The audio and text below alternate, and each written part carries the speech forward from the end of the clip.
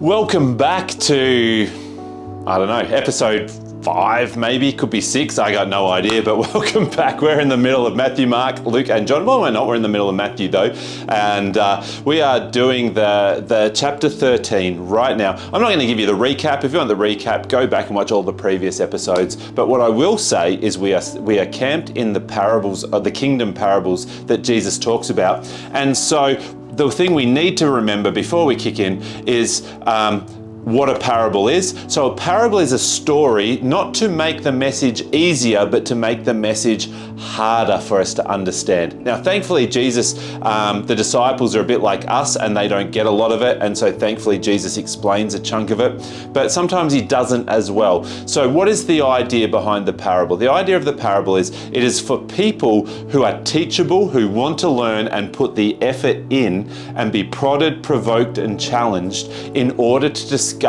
what God is wanting to speak to them, what Jesus is trying to speak to them, what their rabbi is trying to teach them. And so last week we talked about the parable of the sower. This week we're starting, I'm going to try my best to get through 3 parables, but the sister parable or the partner parable of the parable of the sower is there is another parable of the sower about the wheat and weeds, or the wheat and tares. And it basically goes like this.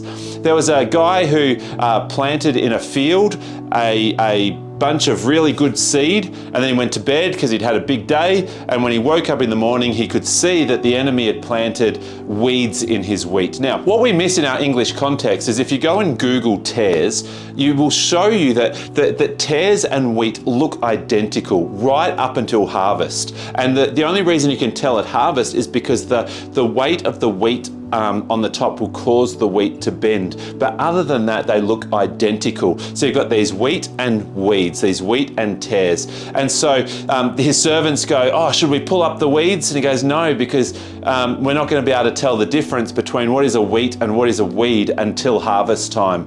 And so just leave it be. And that's pretty much the end of the parable. Now, Jesus then tells 2 more, which we'll look at in a second. But he goes, okay, let me explain the parable of the wheat and weeds. But before we get to that, let's have our little look at our Peshat interpretation. What is it on a surface level? So if we look at the parable of the sower, the 2 sowers, we can surmise that the sower is still God and the field is still our heart, and that there's this idea that God only plants good things in our heart, but when we're asleep, when we're not awake, when we're not aware, when we're not paying attention, the enemy can plant bad seeds in our heart. And of course, what are the seeds? The seeds were the kingdom of heaven.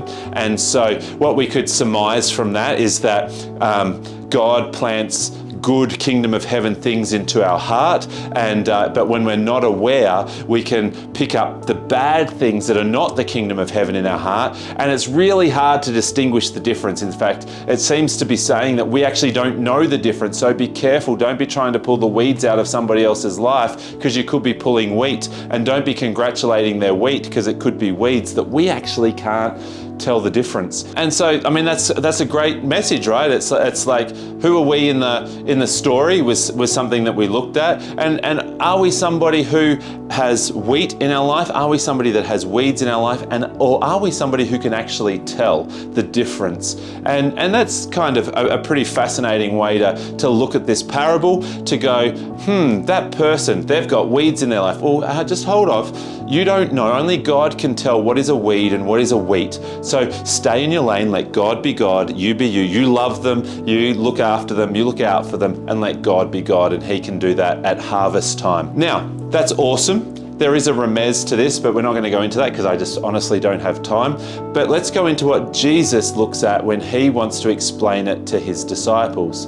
So he says that yes, God is the sower and the seeds of the kingdom, but he actually changes it up. He says the field is not somebody's heart, the field is actually the world.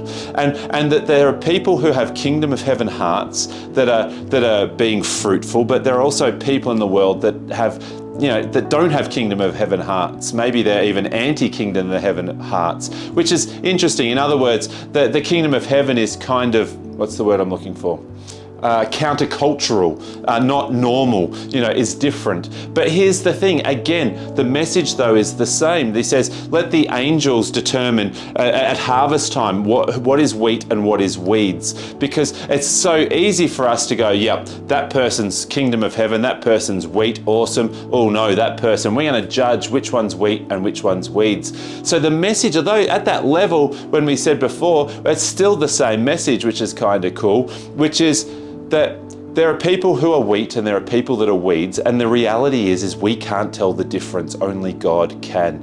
And so at the end of the harvest, at the end of the time, God is going to be able to separate the wheat from the weeds, but let him do it. That's not our job. So that's the two parables of the sower. And then there's also these next two parables which we want to look at as well. So I'm going pretty quick. Hopefully you're keeping up. Hopefully you're even up to chapter 13. And because if you're not, you're probably going to struggle to get through Matthew, Mark, Luke, and John by the end of the year. You might have some catching up to do, but that's all good. We got plenty of time. So the next two parables are all about, one is about the mustard seed and one is about the yeast. Now these two parables are also intricately connected. They're a pair of parables. So we've got a pair of parables about the sower and we've got a pair of parables. One's mustard seed and one is yeast. And the parable goes something like this. There's a farmer who sowed mustard seeds in his field. Now, again, unless you're a farmer, I don't even know if in Australia we get this, but a mustard plant is a noxious weed. It's almost like saying somebody planted raspberries or blackberries or something in their field. You're going, why on earth would you do that? Because once they're there, they're there forever. You can't get rid of them. Why would you plant this noxious weed in your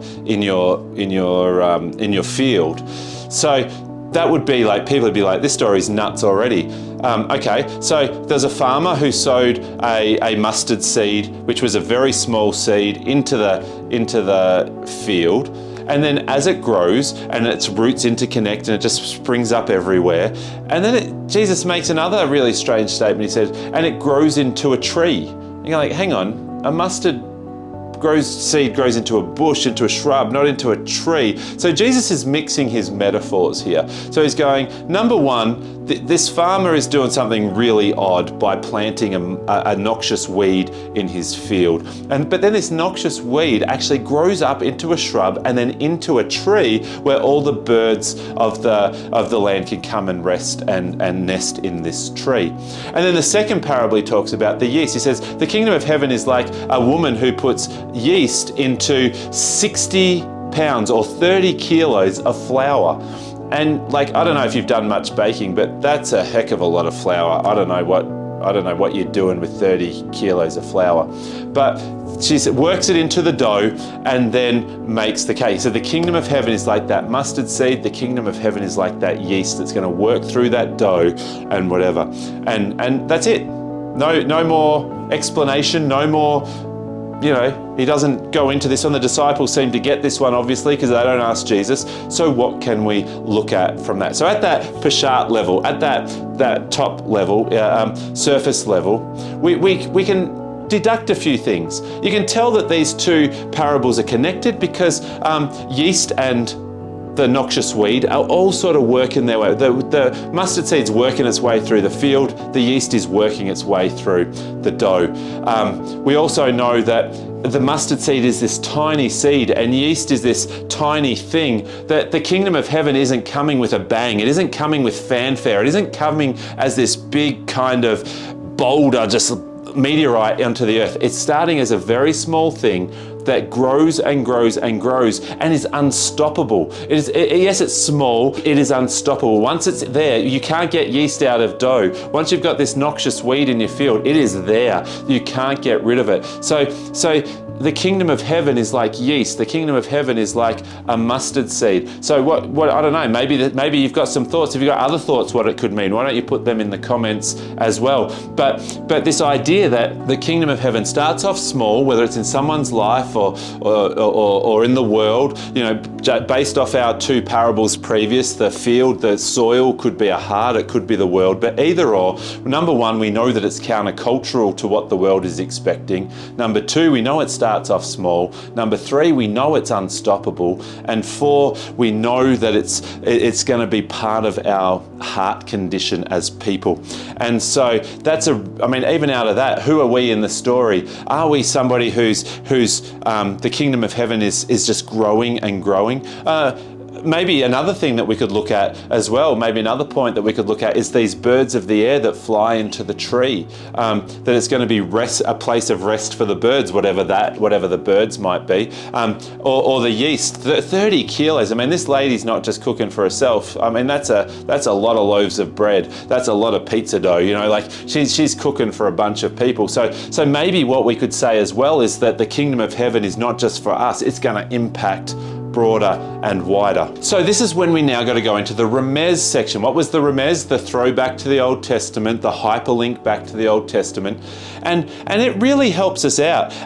Ezekiel 17 and Ezekiel 31, Daniel chapter 4, Psalms 104, all tell us that when the birds come and nest in the tree is always Israel, and the birds are always the other nations of the world. And so again, as we sort of deducted just before, not only is the kingdom of heaven a small seed that grows into this massive tree, the massive tree is there for the benefit of the world, benefit there for the nations of the world. When we look at the woman with the yeast, and 30 kilos of yeast is a really odd amount to be mentioning. So it is interesting that it's also mentioned 3 times in the Old Testament, that throwback, that hyperlink. The first one is when Abraham is entertaining those 3 guys, the divine, entertaining the angels, God, and Sarah cooks bread for them, and she uses 30 kilos of flour to cook for them. And the idea in that place was that the angels or God was talking to Abraham about the promise, and that the 30 kilos, number 1, was an appropriate sacrifice or an appropriate offering to give to the divine, but also that it was to symbolize that the blessing wasn't just for Abraham, it's that the blessing was for Abraham to flow through Abraham, and that the world may be saved through him. And so then when we get to the story of Hannah and the story of Gideon, and they also offer up to the divine, they also offer up to God this offering of 30 kilos of dough baked into bread and whatever. So we've got this idea, if we bring it back to our 2 parables, we have this idea that the kingdom of heaven is for the benefit of others. The kingdom of heaven in our heart is meant to grow into this tree that is going to bless those people around us. That the yeast in our soul is meant to be so expansive and so generous that it's going to be able to feed everybody around us. So we can go back and ask some more questions again. How do we see the kingdom of heaven? Do we think the kingdom of heaven is this big thing that has to be forced upon the earth? It's this big, massive, going to come with fanfare. It's going to be thunder and lightning and fire and whatever. Or do we understand that it's actually a small thing that grows and develops and is unstoppable, and it's going to just keep moving and growing? Do we understand that the kingdom of heaven is for everyone? That we are blessed to be a blessing? That God wants to bring salvation in us, to bring salvation through us? That actually our aim is not to be hitting people over the head with a brick, but our aim is to be a shade in the sun for them, that it's to be food for them. Where do we fit into these stories? Where do we fit into these parables? And again, see, because the idea is meant to prod, provoke, challenge. That the idea is meant that we would discover what Jesus is teaching us in that space. So what I want to encourage you to do is have a look at the 4 parables that we've already looked at, the 2 with the sower and the 2, one with the mustard seed and the yeast, and have a bit of a wrestle with it. Let it prod you, let it provoke you, let it challenge you, and discover what is it saying to you. And then the biggest thing of all, I think what is the most important, is go into your My 5 groups and have a discussion about it. Think about it, wrestle with it, and let's see what God does with it. And why don't you share what you come up with everybody? I reckon that'd be really cool. I think we could all be blessed to be a blessing. Well, that's that one done. Love you. Bye-bye.